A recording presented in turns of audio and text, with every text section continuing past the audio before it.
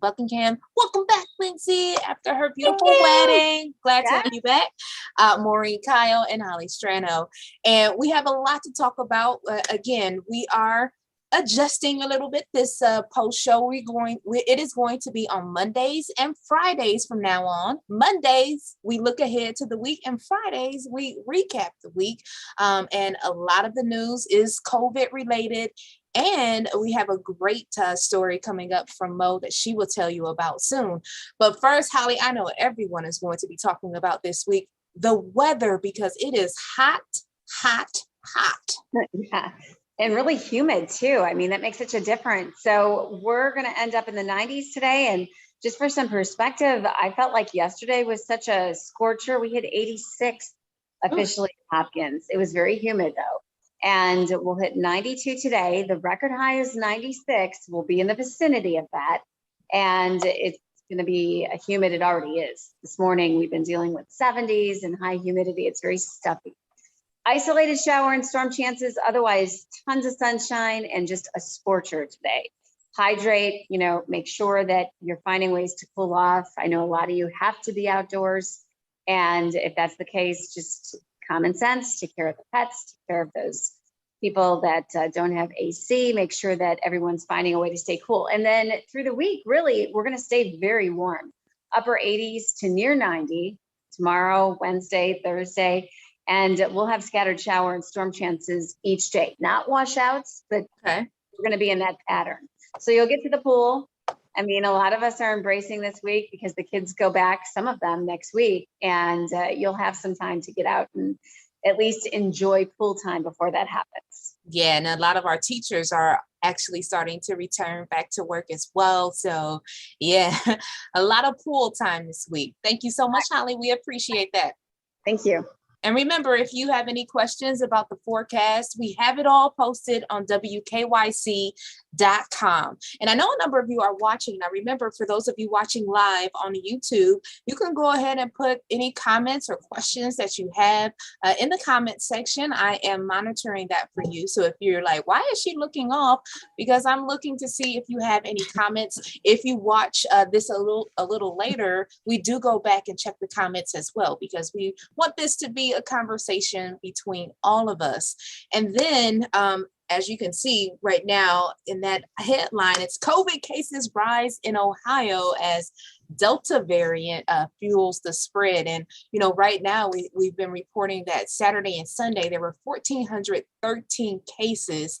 Now that's nearly 1,000 fewer cases, but it's still above our 21-day average. And Lindsay, this morning, you have been on really what we need to know when it comes to COVID-19, because it even impacted, or it's going to impact, the enshrinement ceremony that happened over the weekend, but it was supposed to be a concert. Boy, changes because of COVID.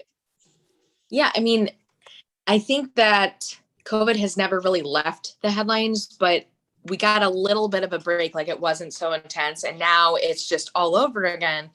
One, because of all the startling case jumps again, all over the US, really. Like if you look at those maps, those numbers are very high. And as you mentioned, that is because of the Delta variant, but also because of those case numbers, there's a lot of states and places that are enforcing those mask mandates again. So locally, CSU has enforced another mask mandate saying, despite your vaccination status, you have to wear a mask indoors. Plus they're not enforcing, but they're strongly encouraging unvaccinated student, staff, visitors to wear masks outdoors as well. So that's what's going on at CSU. That rule takes effect today. And then, as I mentioned, all over the US, case numbers are kind of causing those new mask mandates to be enforced again. So some of the states that are enforcing masks again are California, Connecticut, Washington, D.C. Cities like Baltimore have that mask mandate in place because they saw a new case count jump to 374%. So that's a shocking number there. And then in Durham, North Carolina, starting today, they declared a state of emergency because of their COVID situation. Masks there as well. In terms of the Pro Football Hall of Fame concert, which you mentioned earlier, Danny, The reason that concert changed is because one of the co-headliners, huge band, Leonard Skinner, they had to pull out of the concert because one of their members, Ricky Medlock, tested positive for COVID. So they were going to perform with Brad Paisley and Jimmy Allen. They announced a few days ago they couldn't do that. They do say that Ricky is responding well to treatment, but clearly this can hit anybody, and it hit Leonard Skinner and changed the game there. Lastly, Canada reopens its borders today to vaccinated Americans. But what that also means is if you're going to Canada, if you're traveling there, flying there, going to the borders, crossing any of those border crossings, you're going to wait in really, really long lines. And that's because you have to prove your vaccination status with a document and also documentation of a negative COVID test. I know that for certain. I have someone in my family who travels to Canada a couple times a month, and they have to plan accordingly because of that status. So they have to get COVID tests every week. And I guess that's a bit of good news that you're allowed to go to Canada again, but know that you have some things to show when you get there. Yeah, it's I think I was hearing someone that just say, I think we've been saying this or hearing a lot of the experts kind of say that this is something that we're just going to have to learn to deal with. That coronavirus is not going away. It's going to be just a shift in our way of life. And so it's a constant adjustment. What do we do now? Adjustment. And one of the things that we have as we continue to adjust, as the news changes, the headline changes with COVID, is that we are providing for all of you who are watching really information that could be sent straight to your phone. All you have to do is text the number 216-344-3300. So text the word facts. That's FACTS. If you text that word facts, don't call the number. Don't call now. Text it 216-344-3300, and we will send you links to all of our coverage of coronavirus so that you can do, again, the research on your own, and you can, see what we are talking about, because again, these news headlines changes consistently. And we talked about like adjusting and preparing, and Mo, you have a good story coming up this week. All of us are moms, and as the Delta variant rages, we all have kids under 12 who really can't be vaccinated. And boy, how do we prepare our kids to go back to school for those of us who are choosing to go back? I talked to Dr. Tori Cordiano. She is a clinical psychologist. She's local. She also works with Laurel schools. So she has a lot of experience with, the school setting and how kids interact with that. She's a counselor.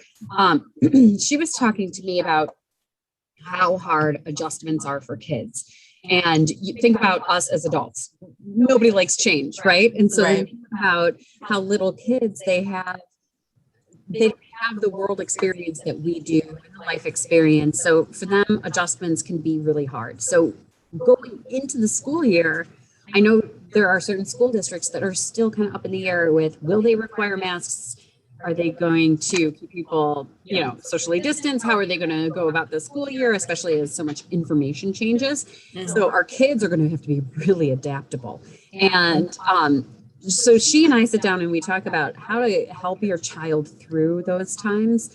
And you have to think about even the youngest school ages. So me, I have a couple of the preschool age. Actually, so my middle is going from preschool to kindergarten. So she's starting a new school. She is, luckily she was in school last year. The youngest age groups, so my youngest just turned 3. When COVID shutdown hit, she was just over 18 months. So a lot of friends who have kids about that age decided to skip the preschools and the play and learns and keep kids at home. So if now all of a sudden you have a 3 or 4-year-old who has never had that experience, but they have to go back into like a pre-K or a preschool setting just to get that experience, that's going to be totally new to them, that they will be headed into a building. Here's a teacher. I'm away from mom and dad and my siblings. that even happens just over the summer months. I mean, to the kids, summer months seems really long. So she talks about how to help them adjust, how to, you know, get them acclimated to school, to a new teacher, to a new routine, and then also like what not to do the first week or two of school. Can you give us, I know you don't want to give the entire story away. I don't want to give because the that's coming entire, up but at this is like the 4. first 5 minutes. Okay. Yeah, this is Give tomorrow. us, give us maybe like one. Give us. But maybe you know like what? one. There have been 2 years now where I have committed this mortal sin here. She's like, you know, don't plan a lot in the first week of school. Don't plan a road trip. Don't go do, you know, like keep them pretty even keel. Like school is it, right? School is all they're doing for that first week or two so that they can adjust to the new routine and schedule. Like 2 years, I mean, way pre-COVID. My husband got sent to Amsterdam for work, and I went to go meet him. And so I felt like, you know, the worst parent ever. Where I'm like, look, we're going to go to Europe. They're going to stay with, you know, some family. Right. We're out of here. But Mo, does that include like activities, like if you have your kid in like football or? Well, that's the hard part is, dance and yeah, stuff there like are that? activities, and so she's saying don't load them up. Don't load them up those first few weeks. We talked about like how do you tell if a kid is having a hard time, and she was saying especially in that first week or two, they're just going to have a hard time. Think of it as a gas tank, and they're getting off that bus. And when she said this, I realized my oldest, who got off the bus every day last year and was kind of like, you know, and I'm thinking, what happened at school? Why did she get in trouble? But she says they have a gas tank. They have gone through this class, that class, recess, lunch, interactions with friends, and they are just low, they're drained by the time they get home. And you know, it depends on what your life is like, but a lot of kids run from activity to activity.